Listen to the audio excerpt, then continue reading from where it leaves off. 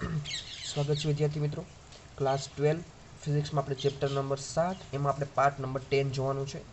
તો આપણે એના આગળના લેક્ચરમાં આપણે ટ્રાન્સફોર્મર વિશે વાત કરી હતી. અને ટ્રાન્સફોર્મર વિશે વાત કરી હતી એમાં પણ આપણે કીધું હતું કે ટ્રાન્સફોર્મરનો ઉપયોગ શું થાય. તો કે ટ્રાન્સફોર્મર છે મિત્રો, એના બે ઉપયોગ થાય. એક તો સ્ટેપ અપ અને એક તો સ્ટેપ ડાઉન. એક તો સ્ટેપ અપ અને એક સ્ટેપ ડાઉન. તો કે સ્ટેપ અપ ટ્રાન્સફોર્મર છે એમાં આપણે શું કરી શકીએ કે ઇનપુટ કરતાં આઉટપુટમાં વોલ્ટેજનો વધારો કરી શકીએ. અને સ્ટેપ ડાઉનમાં ઇનપુટ કરતાં આઉટપુટમાં વોલ્ટેજ આપણે ડાઉન કરવું હોય તો સ્ટેપ ડાઉનનો ઉપયોગ કરીએ. અને કઈ બે રીતે અલગ પડે છે એનો પણ આપણે અભ્યાસ કર્યો હતો. હવે આપણે એના તરફ આગળ જઈએ કે ટ્રાન્સફોર્મર છે મિત્રો, એમાં ઘણી વખત ઉર્જાનો વ્યય પણ થાય. તો ઉર્જાનો વ્યય છે કયા કયા પરિબળોને કારણે થાય એ આપણે આજે જોવું છે. તો કે ટ્રાન્સફોર્મરમાં ઉર્જાનો વ્યય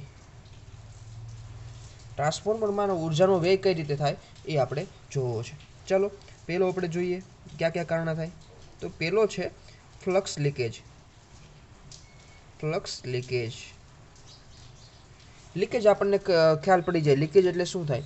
લીકેજ એટલે કે ધારો કે આપણી પાસે પાણીની ટાંકી હોય, એમાં એક ધારો કે નીચે કાણું પડી ગયું હોય ટાંકીમાં, તો આપણે કહી દઈએ કે આમાંથી પાણી લીકેજ થાય છે. આથી ફ્લક્સ લીકેજ કઈ રીતે થાય? તો કે ફ્લક્સ લીકેજ કઈ રીતે થાય? તો કે ટ્રાન્સફોર્મરની ડિઝાઇન નબળી હોય. ટ્રાન્સફોર્મરની ડિઝાઇનમાં કંઈક ખામી હોય. કે બે ગૂંચળા છે, ધારો કે એક ગૂંચળું અને બે ગૂંચળું છે. ધારો કે એક ગૂંચળું અહીંયા રાખ્યું હોય આપણે અને એક ગૂંચળું ધારો કે અહીંયા રાખ્યું હોય, તો ફ્લક્સ છે એકબીજામાંથી શું થઈ જાય, એકબીજાને કાંઈ ફાયદો ન કરે. ધારો કે આમાં પસાર કરીએ ફ્લક્સ, તો આ ગૂંચળામાં કાંઈ ફાયદો કરે નહીં, કારણ કે બે વચ્ચે અંતર અલગ અલગ છે, બેની જગ્યા અલગ અલગ છે. તો આ રીતે ફ્લક્સ છે એનો આપણે ઉપયોગ ન થાય, એટલે મતલબ લીકેજ થઈ ગયો ફ્લક્સ એમ કહેવાય. તો આ રીતે ટ્રાન્સફોર્મરની ડિઝાઇનમાં કંઈક ખામી હોય તો કંઈક આવું થાય. ઓકે, એટલે મતલબ પ્રાઇમરી કોઇલમાંથી સેકન્ડરી કોઇલમાં મતલબ બધું ફ્લક્સ છે પસાર થતું ન હોય. ઓકે, તો આની ખામી છે જે આવી ફ્લક્સ લીકેજ થઈ જાય છે ટ્રાન્સફોર્મરમાં, એ ખામીને સુધારવા માટેનું ઉપાય શું છે? તો એનો એક જ ઉપાય છે કે આપણે શું કરીએ, ધારો કે એક જ વચ્ચે, ધારો કે આ એક મેં વચ્ચે એક નરમ લોખંડનો ટુકડો લઈ લીધો છે. આ નરમ લોખંડ ઉપર એક પેલા વિચાર નાખું પ્રાઇમરી ગૂંચળું, એના માથે જ સેકન્ડરી ગૂંચળું વીંટાળી દો, તો બે ગૂંચળા વચ્ચે કંઈક ડિઝાઇનમાં કંઈક ખામી રહેશે નહીં, કારણ કે એકબીજા માથે ગૂંચળું છે એને, એટલે ફ્લક્સ લીકેજ થશે નહીં. ધારો કે એક ગૂંચળું તમે અહીંયા રાખ્યું છે, બીજું ગૂંચળું અહીંયા રાખ્યું છે, અને બેની જગ્યામાં કંઈક ફરક છે તો ફ્લક્સની લીકેજ થઈ શકે. પણ એક જ નરમ લોખંડ ઉપર હું બે ગૂંચળા વીંટાળી દઉં તો આ ખામી, ફ્લક્સ લીકેજની ખામી છે એ દૂર કરી શકાય. ઓકે, તો કોઈ શું કરી શકાય કે પ્રાઇમરી અને સેકન્ડરી ગૂંચળાને એકબીજા પર વીંટાળીને આ ખામી દૂર કરી શકાય છે. એકબીજા ઉપર આપણે વીંટાળી દઈએ ગૂંચળાને તો આ ખામીને દૂર કરી શકાય. હવે બીજું જોઈએ, બીજી કઈ ખામી નડે છે આપણને ઉર્જાનો વ્યય થવા માટે? તો કે વાઇન્ડિંગનો અવરોધ.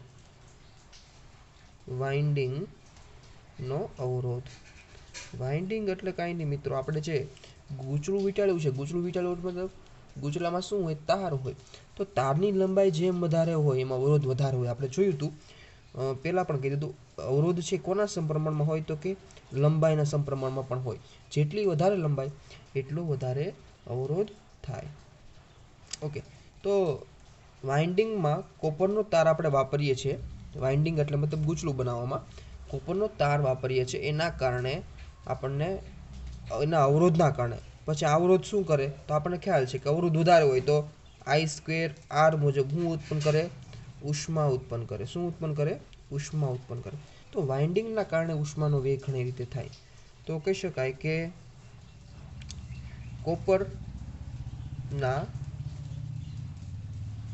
કોપરના તારના અવરોધના કારણે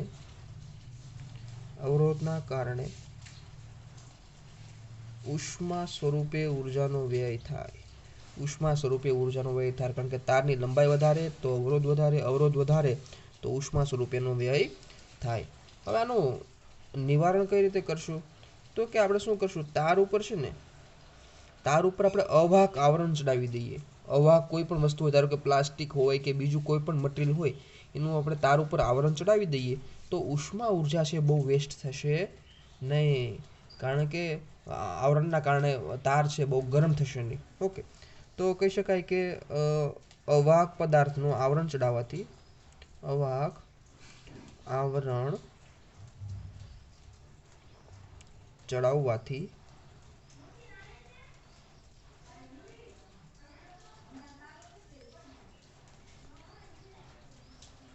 શું કરી શકાય? આ ખામી છે ને કેવી કહેવાય, નાબૂદ કરી શકાય. ઓકે ને, અવાહક આવરણ ચડાવવાથી.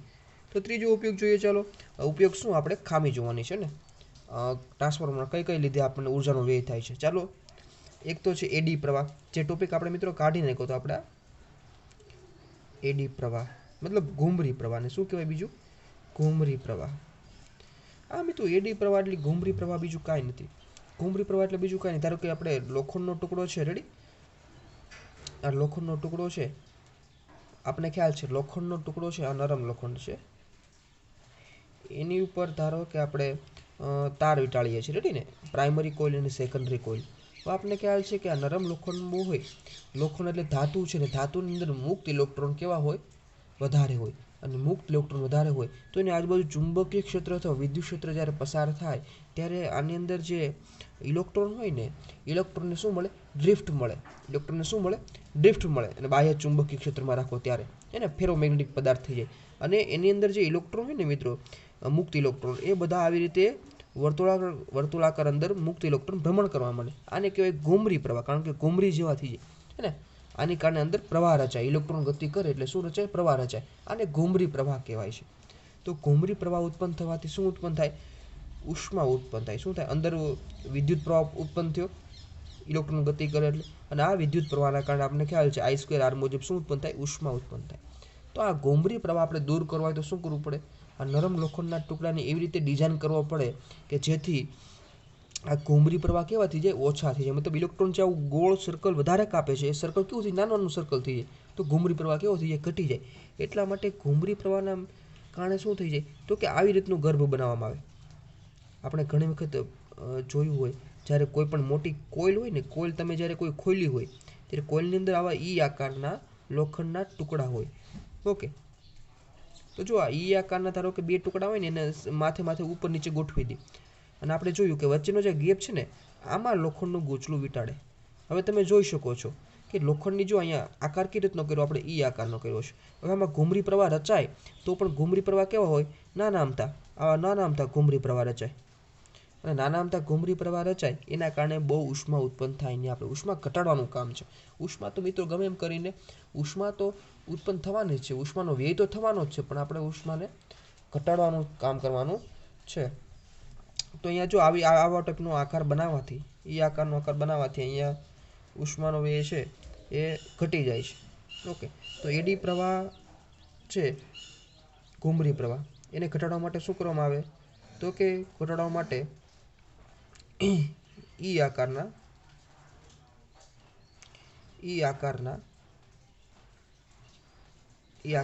પટ્ટીથી બનેલા ગર્ભનો ઉપયોગ કરવાથી આ ખામીને ઘટાડી શકાય છે.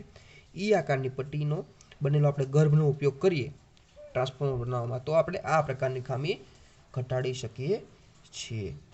ચાલો, આપણે છે ચોથો છે ઉષ્માના વ્યય માટે કારણ, એ આપણે વાત કરીએ તો કે હિસ્ટેરિસિસ. આપણે ફેરોમેગ્નેટિકમાં આ પ્રકારની હિસ્ટેરિસિસની વાત કરી હતી. આપણે આ ટાઈપનો કંઈક આ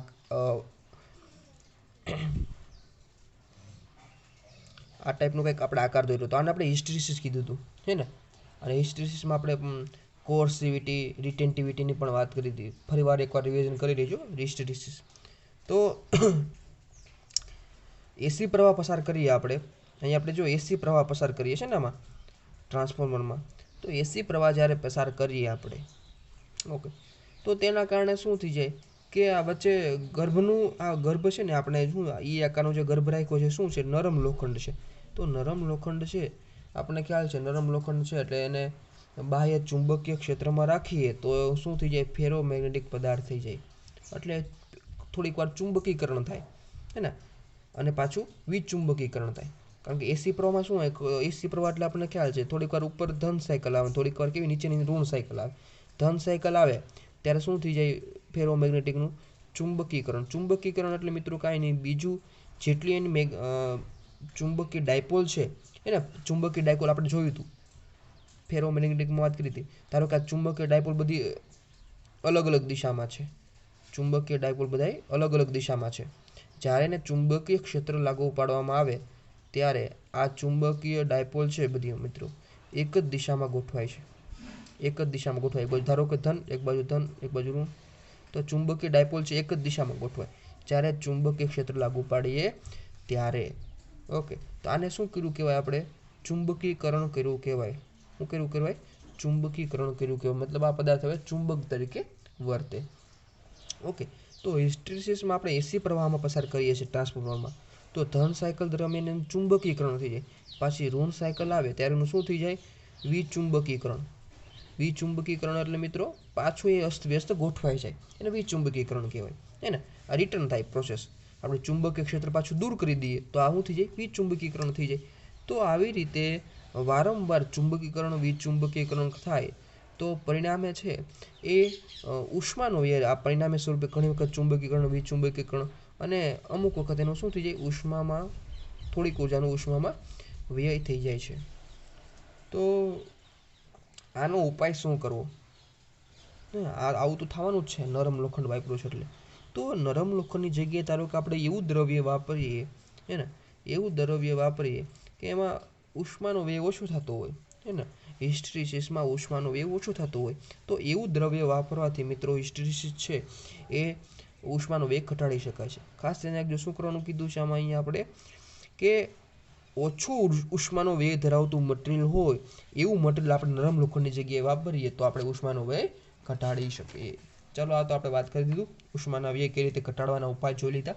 હવે એના ઉપયોગો જોઈએ. ચલો, ટ્રાન્સફોર્મરના ઉપયોગો. ટ્રાન્સફોર્મરના ઉપયોગો ઘણી બધી જગ્યાએ મિત્રો ટ્રાન્સફોર્મર છે ખૂબ જ ઉપયોગી છે. આપણે ઘણી વખત આપણને ખ્યાલ ન હોય કે ટ્રાન્સફોર્મરનો ઉપયોગ કઈ રીતે, આપણે રોજિંદા જીવનમાં આપણે ઘણી વખત જોયેલું હોય. ઓકે, તો ટ્રાન્સફોર્મરમાં પહેલો આપણે ઉપયોગ જોઈએ તો કે લાંબા અંતર સુધી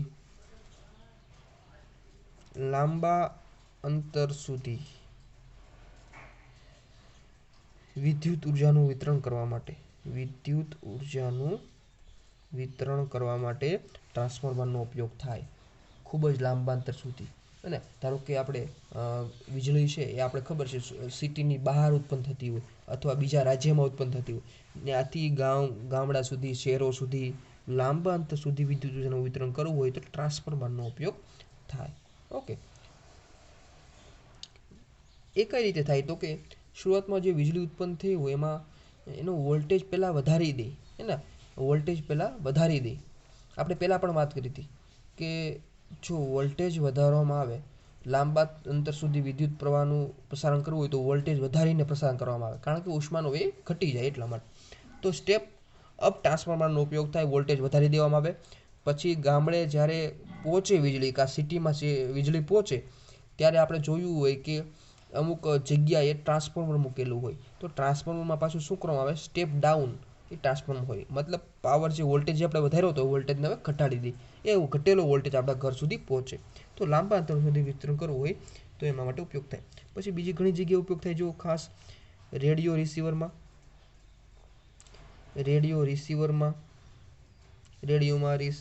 પછી ટેલિવિઝનમાં, ટીવીમાં, ઓકે, બધી જગ્યાએ ટ્રાન્સફોર્મરનો ઉપયોગ થાય મિત્રો. લાઉડસ્પીકર હોય, લાઉડસ્પીકર તમે ખોલ્યું હોય તો અંદર પણ કોઇલ નીકળે.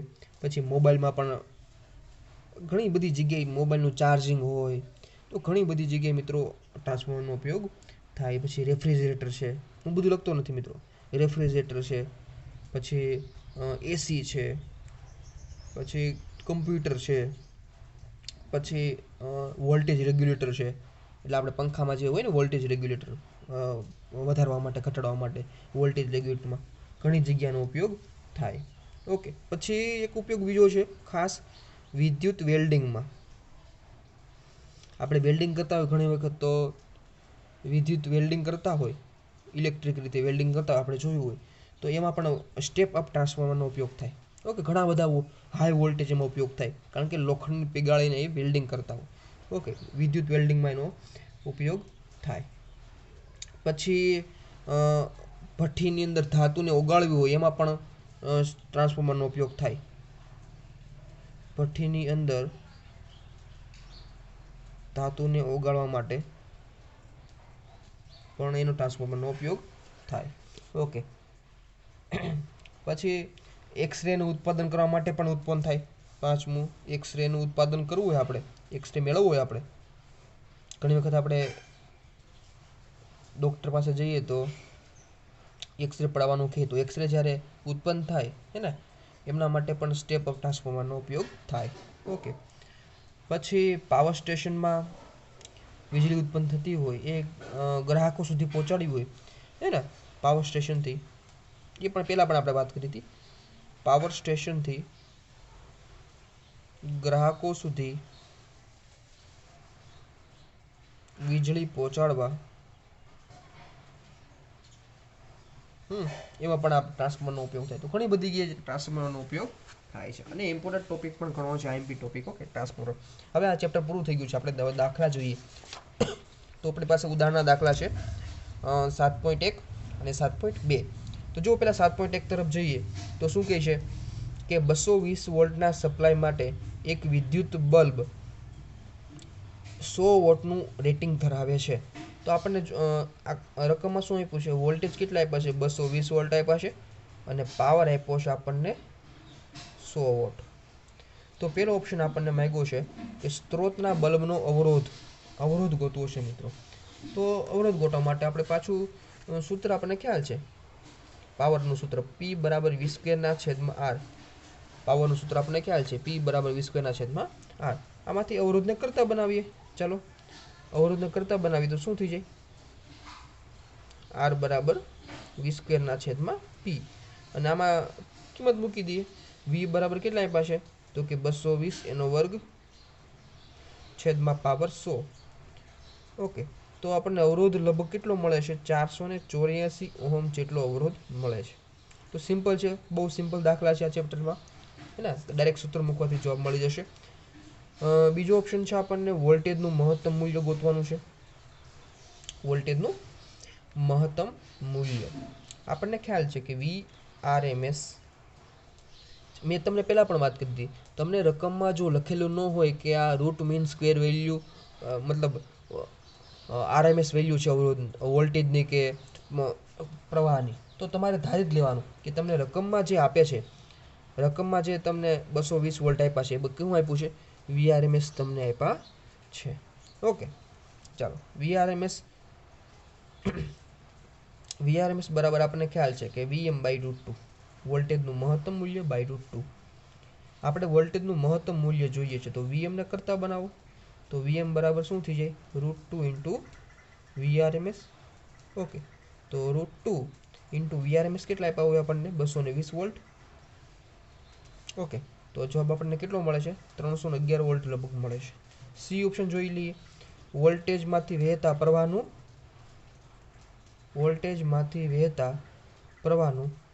RMS મૂલ્ય ગોતો. ચલો, બલ્બમાંથી વહેતા પ્રવાહનું RMS મૂલ્ય ગોતો. હવે પ્રવાહનું RMS મૂલ્ય ગોતવાનું કીધું. જો વોલ્ટેજનું RMS મૂલ્ય તો રકમમાં આપી દીધું છે, મહત્તમ મૂલ્ય મળી ગયું. હવે પ્રવાહનું RMS મૂલ્ય ગોતવું છે, તો આપણને ખ્યાલ છે P બરાબર V × I. P બરાબર V × I. ચાલો આમાંથી I ને કરતા બનાવી લો. I બરાબર P/V. પાવર આપણને કેટલો આપ્યો છે, 100 વોટ. વોલ્ટેજ કેટલો આપ્યો છે, VRMS આપણને 220 વોલ્ટ. તો આપણને જવાબ લાગુ મળશે 0.554 એમ્પિયર. તો આપણને આ પ્રવાહનું શું મળી ગયું, આપણને RMS મળી ગયું, રૂટ મીન્સ સ્ક્વેર વેલ્યુ. ચલો આ દાખલો પૂરો છે. અહીંયા સ્વાધ્યાયનો જોઈએ 7.2. તો અહીંયા આપણને કીધું છે કે 25 મિલી હેનરીના એક શુદ્ધ ઇન્ડક્ટર માટે મિત્રો આપણે એલ વાપરીએ. કેટલો આપ્યો છે? 25 મિલી હેનરી એટલે 10⁻³ હેનરી ના ઇન્ડક્ટરને 220 વોલ્ટના સ્ત્રોત સાથે જોડેલ છે. તો વોલ્ટેજ આપ્યો છે 220 વોલ્ટ. જો સ્ત્રોતની આવૃત્તિ 50 હર્ટ્ઝ હોય તો મતલબ આવૃત્તિ આપી છે 50 હર્ટ્ઝ. તો ઇન્ડક્ટિવ રિએક્ટન્સને આપણે શું કહીએ? XL કહીએ. એ ગોતવાનો છે અને પરિપથનો RMS પ્રવાહ RMS ગોતવાનો છે. ચાલો, બહુ સિમ્પલ દાખલો છે. આપણને ઇન્ડક્ટિવ રિએક્ટન્સ XL બરાબર ખ્યાલ છે. શું થઈ જાય? Omega L. ઓકે, શું થઈ જાય? ઓમેગા L થઈ જાય. અને આપણને ઓમેગા બરાબર શું થઈ જાય? તો કે ઓમેગા બરાબર 2πf લખાય ઇન્ટુ L. ચાલો, કિંમત મૂકી દો. 2 ગુણાકારમાં પાય એટલે 3.14. આવૃત્તિ 50 હર્ટ્ઝ આપી છે અને L બરાબર આપ્યો છે 25 × 10⁻³ તો આપણને જવાબ મળી જાય લગભગ 7.85 ઓહમ. ઓકે, ઇન્ડક્ટિવ રિએક્ટન્સ એટલે અવરોધ જ છે. ચાલો, પછી શું કીધું છે? આપણને IRMS વેલ્યુ ગોતવાની કીધી છે. ચાલો, આપણને ખ્યાલ છે IRMS ગોતવું છે તો પ્રવાહ ગોતવો હોય તો ઇન્ડક્ટિવ અવરોધ જોડેલો હોય, શુદ્ધ ઇન્ડક્ટર, ખાલી ઇન્ડક્ટર જોડેલો હોય એના માટે પ્રવાહ કેટલો મળે? તો I બરાબર આપણને વિના છેદમાં અવરોધ એટલે XL. અને ઇન્ડક્ટર માટે આ અવરોધ થઈ જાય. ચાલો, વોલ્ટેજ કેટલા આપ્યા છે? આપણને 220 આપ્યા છે. અવરોધ કેટલો મળ્યો? 7.85 મળ્યો. તો અહીંયા આપણને કેટલો મળે છે? 28 એમ્પિયર IRMS પ્રવાહ મળે છે. IRMS પ્રવાહ 28 એમ્પિયર. ઓકે, તો અહીંયા સુધી આપણે રાખીએ. પછી આગળનો દાખલા છે અને સ્વાધ્યાય દાખલા આપણે પછીના લેક્ચરમાં. Okay, thank you very much.